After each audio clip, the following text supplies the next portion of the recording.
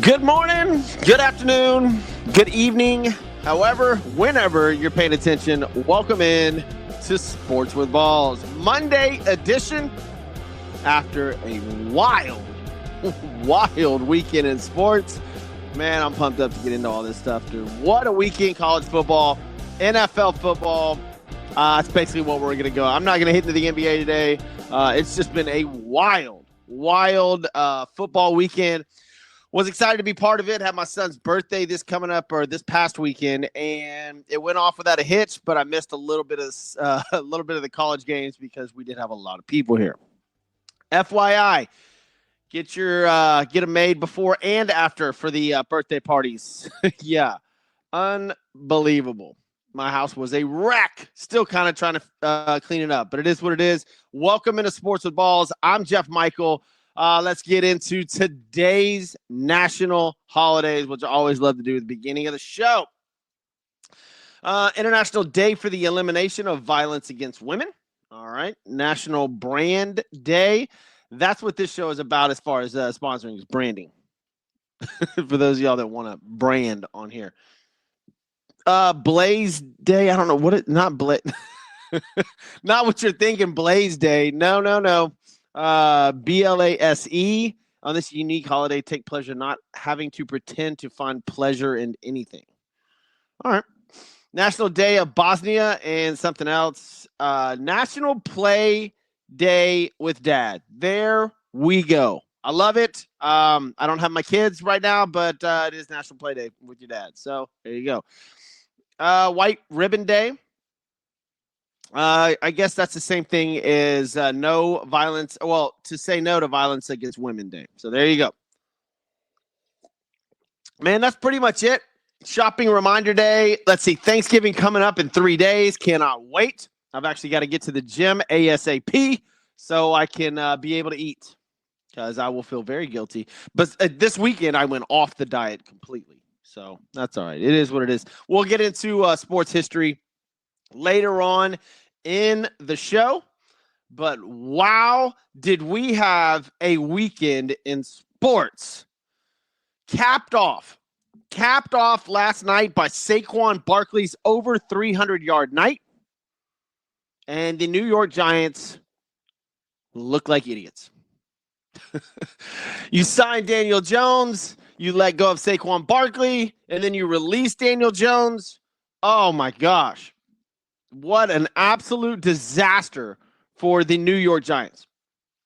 And we'll get into the game, actually, in a little bit. He had a record-setting Eagles night, not the NFL record, but 250 yards on the ground. He added another, I forgot exactly how much he had in the air, but it was an over 300-yard night. Just unbelievable. MVP of the league now. He's got to be up there in the conversation. I know he's going for the record. He has a chance to beat it. There's odds that say it's a pretty good chance he beats the record. Now, granted, he's got one more game, but it looks to be up there. With the MVP odds are, let's see, Barkley had 60-1 odds to win. Entering Sunday, it was 60-1 odds to win the MVP. That shot up to plus 550 Sunday night, tied with Jared Goff for the third best odds. Only Josh Allen and Lamar Jackson have better odds to beat Saquon. That's not a bad bet. I mean, if he breaks the record, he's MVP, right? And the Eagles are having a hell of a night. A hell of a season. Quiet season. Quiet. And I love that. If you're an Eagles fan, you have to absolutely love the quietness of the season. Since we're on the NFL, let's go over the top headlines. Of course, we talked about Barkley. And I'll get into a little bit more here in a second when we go over the game. They did lose their defensive end Graham for the season. Let's see. Mahomes and I don't really want to get into that just yet. The Raiders lose Gardner Minshew, gone for the season. Not that that's a big deal. I believe the Raiders, let me see where they are right now as far as draft picks. They are at number 3. I think that losing Gardner Minshew, not that big of a deal for the Raiders. I don't know when tanking actually happens or when they're like, okay, guys, we're calling it a day. But as of right now, Jacksonville, who has Trevor Lawrence, obviously, is in the number 1 spot for the draft. The Giants are at number 2. The Raiders at number 3. Both need quarterbacks. The Patriots at number 4. Carolina at number 5. Obviously, just drafted Bryce Young, who actually played pretty decent yesterday. So you got Jacksonville, Giants, Vegas, New England Patriots, Carolina Panthers, Tennessee Titans at number 6, who desperately probably want to have a franchise quarterback. I'm not sure they're going to stick with Will Levis. The Jets at number 7. The New York Jets at number 7. FYI, Aaron Rodgers says he wants to play somewhere else. He does want to play next year and wants to play somewhere else. This guy is a franchise killer. Aaron Rodgers, dude, what an absolute disaster. The Cleveland Browns at number 8. The Dallas Cowboys, as of right now, have the number 9 pick in the draft. I talked about it earlier, guys, about Dallas trading up, getting rid of Dak Prescott and taking Shedeur Sanders. Look, that's way ballsy, if you will, but it could happen. That definitely could happen. All right, let's get to these games. Ravens, let's see. The Ravens and the Chargers will kick off tonight. We'll talk about that here in a minute at the end. Yesterday's scores, Vikings 30, Bears 27, and another if you can find a way to lose game for the Bears. Golly. Caleb Williams, 340 yards and 2 touchdowns. Had a good game. Really good game. Sam Darnold got hurt in this game and then came back in. Bears played good. They played really good. They're not there yet. I'm not giving up. I told you this last week. We're not giving up on Caleb Williams. He had a great game. He became the all-time leader for rookie quarterbacks in Chicago Bears history for passing yards. So good for him. And he's got a few more games to figure it out. The Bears aren't going to the playoffs. They've got guys that they need to put into positions. They've got another year to figure it out, maybe even 2 years. I don't even know if they're a playoff team next year. But Caleb Williams looks okay. He doesn't look bad. He looks okay. Just give him some time. And I'm not a fan. I'm not a fan of his off-the-field antics or on-field antics, if you will. But give the guy some time. The Detroit Lions keep pounding people, but also keep piling up injuries. They had Montgomery leave yesterday. I'm not exactly sure. We'll wait till the injury report comes out. But the Lions, 10-1, already in the playoffs, basically 6-0 on the road. Just a good football team, man. The Colts only scored 6 points. They got blanked in the second half. Jared Goff, 26 of 36, 259. Gibbs had 2 rushing touchdowns. Just a good football team. I don't know how else to explain it. Those guys can play ball. They should be in the Super Bowl. We'll see. Patriots at the Dolphins. Dolphins on a 3-game win streak. They still have a shot to make the playoffs. That was a good division win for them. They're 5-6. They've got a pretty easy road. I know they play the Browns and the Jets at the end of the season, so maybe give them 2 victories. That gives 7 wins. They get 2 more. They could be in. They don't have that rough of a schedule. And Tua Tagovailoa threw for 304 touchdowns. Well, 317 to be exact. But the Dolphins seem to have it or are putting it together, and they seem healthy. Tyreek Hill still not a 100-yard receiving game since the first week of the season. It's unbelievable. Jalen Waddle, though, went off. 144. Let's see. Jonnu Smith had a great game, 87. Tyreek Hill, 48 yards on 6 targets. Jonnu Smith had 11 targets. Led the team. I was playing against a guy in fantasy that had him. Oof. I still won, I think. We'll see after tonight. Buccaneers at the Giants. The Tommy DeVito, I guess, project that didn't go so well at all. Giants fall to 2-9. I just read off the draft order for you guys. Buccaneers moved to 5-6. They could make the playoffs too. Baker Mayfield trolled old Tommy D with his money, or if you will, salami, or however you want to put it. Tommy D celebration. Baker Mayfield was trolling him. Baker had a good game. I guess the highlight of the game was Baker rushing down the field trying to block for one of his running backs, who, by the way, Bucky Irving, 12 carries, 87 yards, 1 touchdown. Looked great. But good game for the Bucs, bad game for the Giants. Or if you're a Giant fan, good game for the Giants. Are you trying to, Giant fan, they just brutal day for y'all. You get blown out by the Bucs, and then you got to watch Saquon Barkley break records. Oof.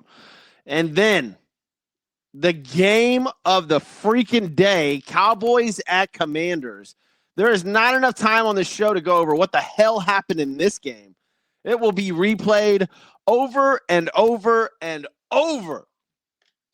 Cowboys with a 99-yard kickoff return for a touchdown, followed up by a Jaden Daniels 70-yard pass to retake the lead. Well, if they were to go for 2, but they just needed a extra point to tie the game, and he missed. And the Cowboys they had to kick another onside kick, and the Cowboys scored a touchdown on that.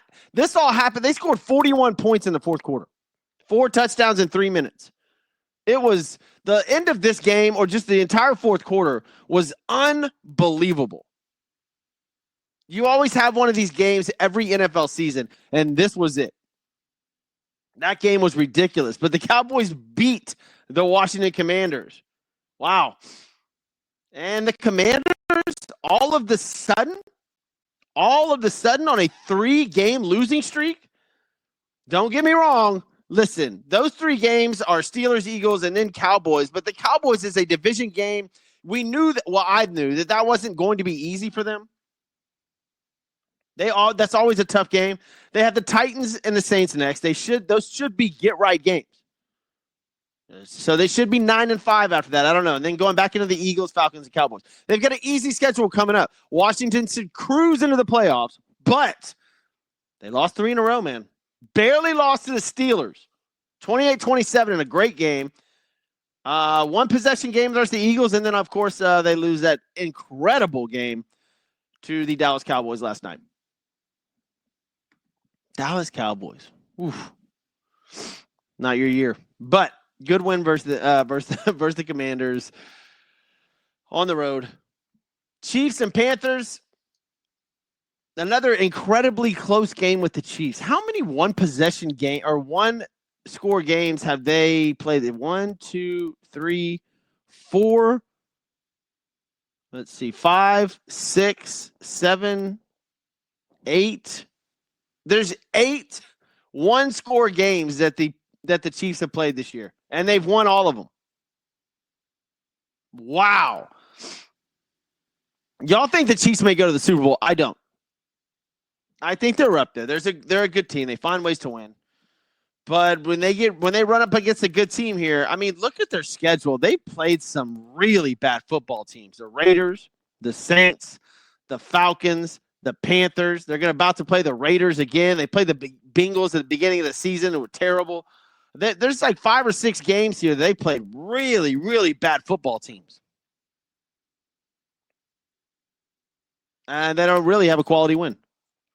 They lost versus the Bills. Their quality win is, I don't know. They don't have one.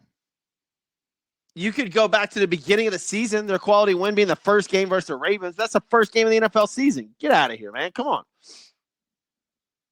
The rest of their schedule, the Raiders, Chargers, good team. Browns, Texans, Broncos, Steelers. So they have one hard game left. One. They're going to have a bye. They're going to have home field advantage. The Chiefs are in the playoffs. That's just the way it is. That's the way the schedule got rolled out.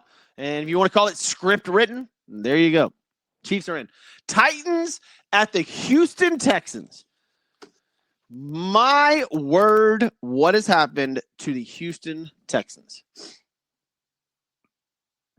I don't want to sit here and say I told you so, but I told you so. This was bad. This was one of the ugliest games I've seen. On both sides of the ball for the Texans and the Titans. Will Levis throwing pick sixes. CJ Stroud running out of the back of the end zone. There were turnover. It was just bad. It was a bad football game. Missed field goals, missed extra points. It was everything combined in this game, and it was a division game that the Texans at home should have easily won, but they lost 32-27. It was brutal. Brutal to watch. Nico Collins, welcome back to the NFL. 5 receptions, 92 yards, 1 touchdown. That's the lone bright spot. Joe Mixon, after having that incredible game, 14 carries, 22 yards. Teams can figure this out once they have video on you, once they have film on you.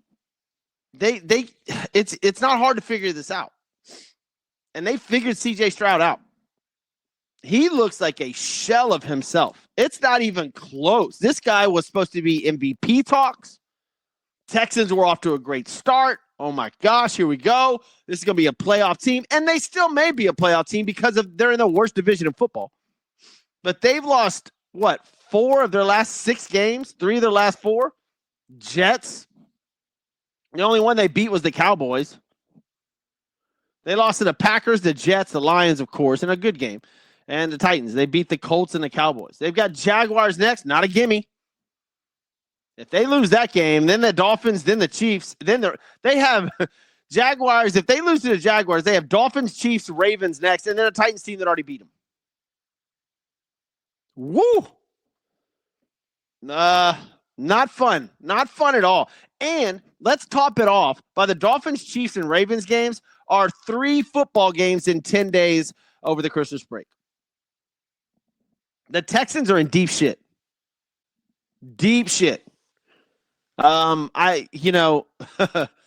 schedule is not, if they lose, let's just say they win the easy ones and lose the hard ones, they'll be 9-8.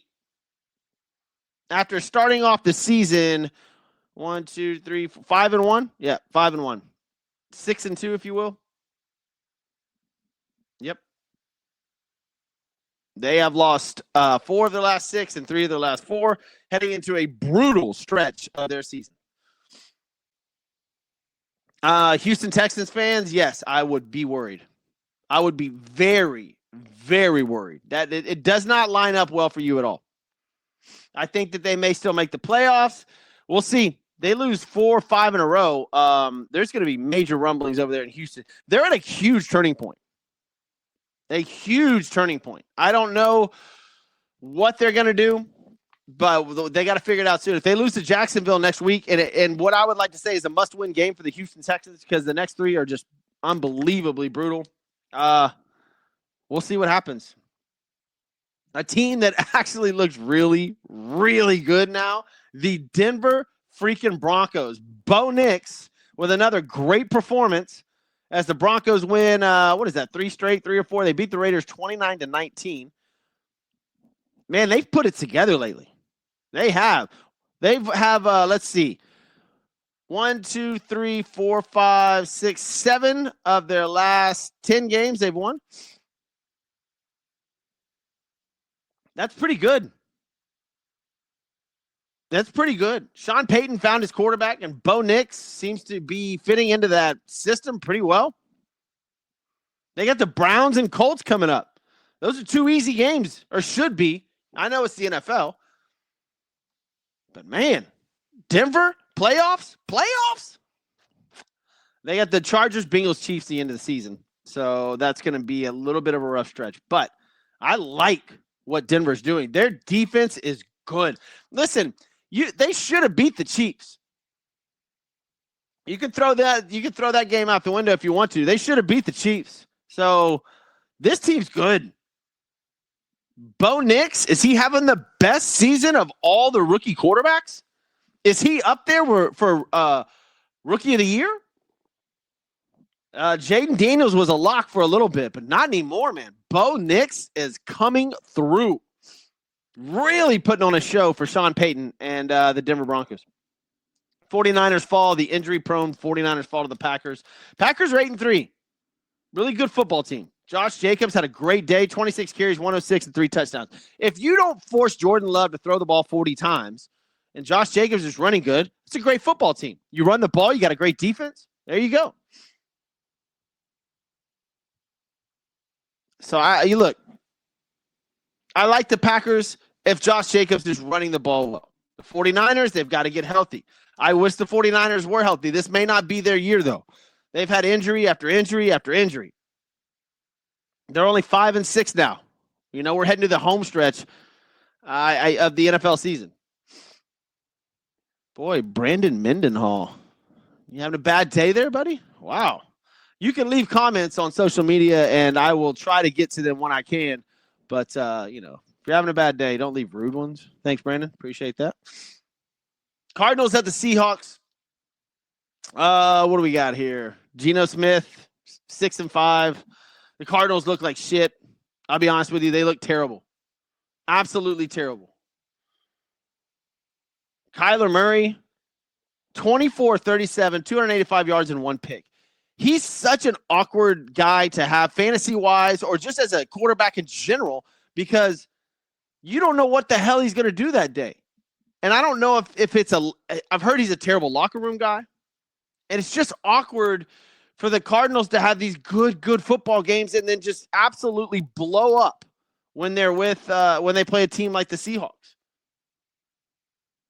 They destroyed the Jets last week, 31-6. It's a great football game. They beat the Bears 29-9, beat the Dolphins 28-27, beat the Chargers 17-15, and all the weeks prior to this. And then you get a Seahawks team that's 500, and he disappears. Kyler Murray just kind of disappears. Then they got the Vikings next, and then the Seahawks again. You know, Arizona should be a playoff team. I don't know anymore, though. I don't know. Man. All right, we'll just delete that comment. It is what it is. Let's see. Eagles and Rams last night. We talked about this earlier. Matt Stafford had a good game. Not a great game, but a good 243, 2 touchdowns. But Saquon Barkley, talk of the town after yesterday. The Cowboys game, the Cowboys-Commanders game, and then you had the Saquon Barkley game last night. Just went off. And if you're a Giant fan, you're just like, what the hell were we thinking? Yeah, like the Daniel Jones situation is absolutely brutal. And then you watch Saquon Barkley run for over 250, will run for 255, have a total of 300 yards. Like, it's just unbelievable that the Giants went from that to this. The Philadelphia Eagles are 9-2. 9-2. They've got some rough games coming up. Ravens, Steelers, Commanders.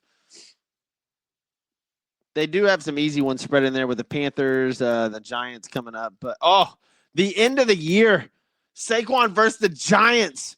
I don't know. I'm assuming that will be a rest game for Saquon. But, man, don't you know he wants to play that game.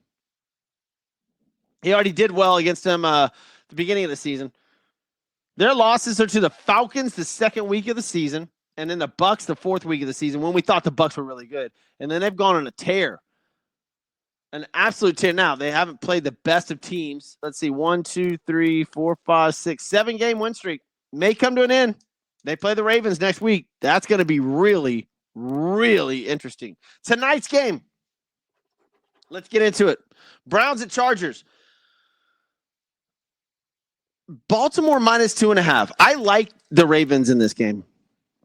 I think this is going to be a litmus test for the Chargers. They haven't really had that many great teams at home this year. They've played the Steelers. That was in Pittsburgh. They played an early Broncos team, but they lost. They beat a Broncos team in Denver earlier this year. They beat that Cardinals team I was just talking about. And that lately it looks like they've gone on a tear. Saints, Browns, Titans, and then they played that Bengals game last week that we all talk about with Joe Burrow and the no defense. Baltimore has a defense. Their schedule, they played Steelers and Chiefs, and they lost to both of those teams. Other than that, it's been a pretty easy schedule. And, again, it's the Harbaugh Bowl. Two brothers going up against each other. I expect it to be a pretty good game, but I do like the Ravens in this game, -2.5. Even in the first half, I like the Ravens. -2, -1.5, whatever it is. Lamar Jackson have an MVP type season. And we'll see what happens. Good game tonight. The over-under sits at 50. All right, let's shoot over to the NFL, and that is brought to you by Christian's Tailgate Bar and Grill. Get over to christianstailgate.com. Find one near you. Award-winning food. Incredible place to watch events. All your sporting events. They've got all sorts of stuff going on. They got goat yoga on the weekends at some locations. Place is phenomenal. They got karaoke nights. Get over to christianstailgate.com. Find one near you. Been in a car wreck. Need some legal help. Call Mark Thiessen over at Thiessen Law Firm, thetexastrialattorney.com. Call him at 713-864-9000. That's Mark Thiessen at Thiessen Law Firm. Then Wesley Butler at Butler CCS. Fire, water, mold, roofing. He does it all. Give Wesley Butler a call at Butler CCS INC. Follow him on all your social media outlets. College football, baby. AP poll is out. Have y'all seen this? Now, I know we're waiting for the college playoff prediction, but the AP top 25 poll. Oh, boy. There's going to be some, pissed off people tomorrow. I can't wait. Go to Facebook social media. Follow it. Argue on it. It's great. There's so many people on there. Just having a blast. Look, guys, it's social media, so take it with a grain of salt. Don't get too upset about stuff. But, man, the AP poll goes as is: Oregon number 1, Ohio State number 2, Texas number 3. Now we get interesting. Number 4, Penn State. A lot of people are wondering why Penn State is even at number 4. They have 0 quality wins, I believe. Let me pull this up. AP and coaches poll. Yeah. Penn State's 10-1. That's why they're up there. We get it. But they've played nobody. It's I don't think. Some people would call a couple of teams in there. Maybe it's a weak schedule. Notre Dame number 5. Georgia number 6 after 9-2. Tennessee 9-2 at number 7. Miami number 8, 10-1. Good team. Now, here's where everything is going to start playing games. Number 9 now, SMU moves up 4 spots, is now in, if we're going by the AP rankings. Now, tomorrow, obviously, they'll come out with the playoff predictor, but right now, SMU's at number 9. Indiana at number 10 after their loss. They dropped 5 spots after their loss to Ohio State. You've got Boise State at 11, Clemson at 12, Alabama dropping 6 spots after getting blown out. There's still a path in their way to make it. This is what's weird. Didn't Arizona beat Alabama, but they're ranked behind them at number 14? Then you have Ole Miss. Then you have South Carolina. Then you have Iowa State at 17, Tulane 18. BYU dropped another 5 spots to number 19. Texas A&M 5 spots down to 20. Colorado is now 23rd after losing this past weekend. It was a brutal week for college football teams that were trying to make it into the playoffs. Brutal. I feel bad. Well, I don't feel bad. I mean, it is what it is. Look, you play the games that are on the schedule, and hopefully you can win. Ohio State blew out Indiana 38-15. Indiana, their hopes aren't dashed, but looks pretty grim. Penn State, they're ranked number 4, barely beating Minnesota 26-25. And they're ranked number 4 in the nation. It is what it is. Notre Dame blew out Army 49-14. Alabama losing to Oklahoma. Oklahoma put it on them 24-3. Miami blew out Wake Forest. Florida beating number 9 Ole Miss. Georgia beating Massachusetts handily. Tennessee obviously beating UTEP easily. Boise State won, SMU won. BYU losing to Arizona State. That was the big one. Arizona State, the crowd rushed the field. Why? I have no idea. You beat a number 14 team. I don't know why this is a thing. They had to get them off of the field for a last-second Hail Mary because the refs put 1 second back on the clock. Anyways, it fell short. BYU loses. I believe they're out of the playoffs, but we'll see. You never know. Auburn, I told you about this game. It was sneaky. Auburn beat Texas A&M. And Colorado loses to Kansas. And look, you can't do that. Shedeur Sanders, brutal hit on him, by the way. Brutal hit. College football's playoffs rankings will come out tomorrow. We will go over those Wednesday. Look, I'll get over to the Today in Sports History. What do we got? Or maybe not. On this day, November the 25th, let's find out what we got going on. Ted Williams wins the AL MVP in 1949. Bob Cousy becomes the second player to score 15,000 points in 1961. Let's see. O.J. Simpson gained 273 yards for Buffalo against Detroit in 1976. Coming on the heels of him was Saquon's 255 last night. Tommy Hearns KOs Jerome Hill in 2 rounds in 1977 in his first professional fight. Wow. This is a good one. 1979. Pat Summerall and John Madden broadcast a game together for the first time, a pairing that lasted 22 years and become one of the most well-known partnerships in TV sports broadcasting history. Oh, man. Wow. 1979. Unbelievable. Holmes and Frazier was this day in 1983. Larry Holmes TKOs Marvis Frazier. Jose Canseco wins AL Rookie of the Year, 1986, the golden days of baseball, if you will. Steroid era. What is this? What? I don't know what that is.